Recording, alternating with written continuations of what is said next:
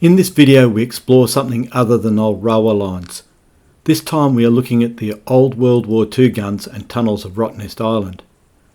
But first we visit Kingston Barracks, where I spent a fair bit of time with the West Australian University Regiment on various training camps in the late 1970s. For me, this was a nostalgic visit more than 30 years on.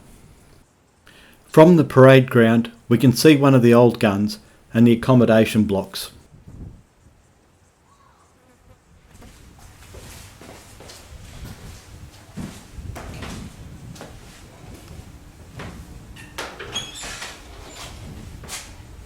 Was the wet mess. The wet mess is the boozer, which is just outside the large hall, which was often used as a lecture theatre. Nearby is the mess, where the cooks put food into pots and turned it into shit. Many a meal was enjoyed in there.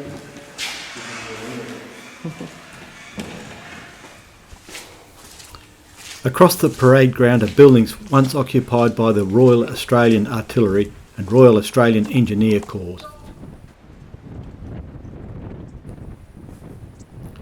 There are still many hidden relics from World War II on Rottnest. If you get off the beaten tracks, there are hidden structures all over the island. There are several gun emplacements and dugouts for shelter, as well as observation posts. The guns all had a small railway line that allowed easy supply of ammunition. There's two of me. Yep. I don't know who that woman is, but she keeps following me. The cinematographer. Yeah. Today, the railway line to Oliver Hill Battery has been restored and is used to transport tourists for an exciting ride to the top of the hill where the two big guns have been sighted. The lighthouse is situated near a large vertical building which was constructed as an observation post for the war.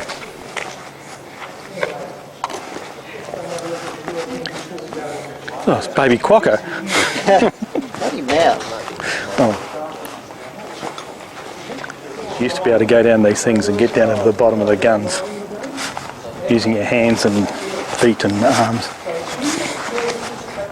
But they don't appreciate it. It is easy to look back now and see how dangerous the things we did really were. This is a photo from around 1978 with my friend Des at the bottom of the air shaft as we made our descent into the tunnels under the guns, which were then closed. This is what they call gun washout, because when you fire a gun it's very, very hot. Imagine all of a sudden you've got a shell sitting in there to break down, well you can just turn it off, and there's a run. The guns themselves were quite massive and required a lot of work to use and maintain. Ammunition was stored deep below and hoisted to the gun platform via an elevator.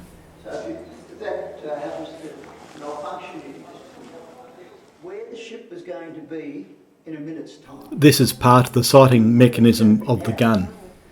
You can see all the star pickets and the stuff down there. They're all barbed wire entanglements to stop people climbing up, all through the hills. Here,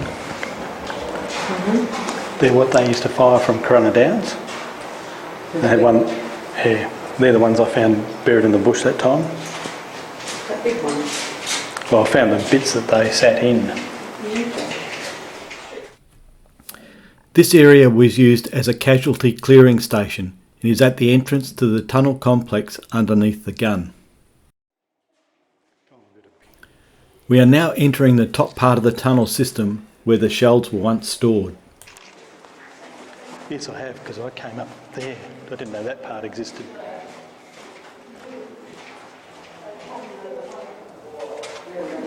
Turn left. Oh, right. It was my left. The shells were fired by cordite charges, which were stored in a separate room. This storage facility was highly dangerous and any spark risked a massive explosion. All the lights were sealed behind little glass windows, and I don't think that these guns ever fired a shot in anger. And this is one of those cordite charges. I've got to be honest, this is nothing like I remember it. I sort of had this image of coming up, I think where he's going down now. sort of remember coming up into here and I thought there was a long thing where there were air vents going straight up. But I got a photo of this years ago, because this is the way we used to walk up. But I sort of remember, I actually thought it was like, I didn't know it was concrete, it looked like sandstone or something. Once again, here is a photo from 1978. This one shows Des walking up the same tunnel. There aren't any handrails here, and only our dim incandescent torches to light the way.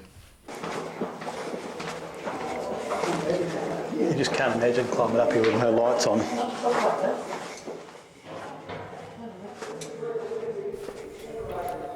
This tunnel is far longer than I recall. In 1978, this was a little bit frightening as we had no idea what we would discover in the darkness, and the long walk up the stairs provided no clue as to what was at the top. We had also lost all sense of direction in here and had no idea which way we were heading. Looks like it's just a little walkway.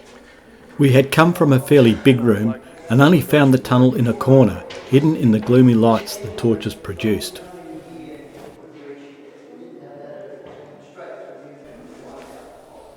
It turns out the big room was the generator room.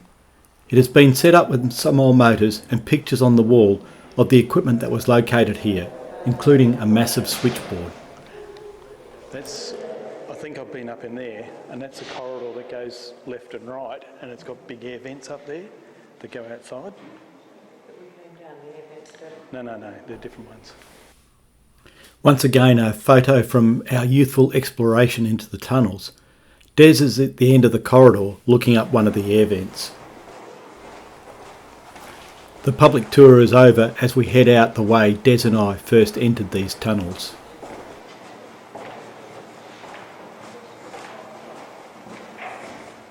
See the broken bits of concrete up the top? Yep. And they're just above the door? Yep. That's you. Well, we didn't do it, but that's how we got in. This old image captures Des in our first entry to the old tunnels. And this photo shows the wooden shelves we found in those tunnels all those years ago. There's those vents. See the one up there?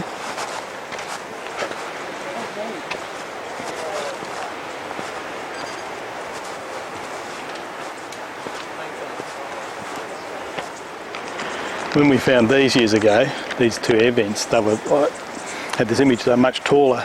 Perhaps they weren't taller. Memory doesn't always serve you well. But this is how I remember my friend Des, as a fellow explorer.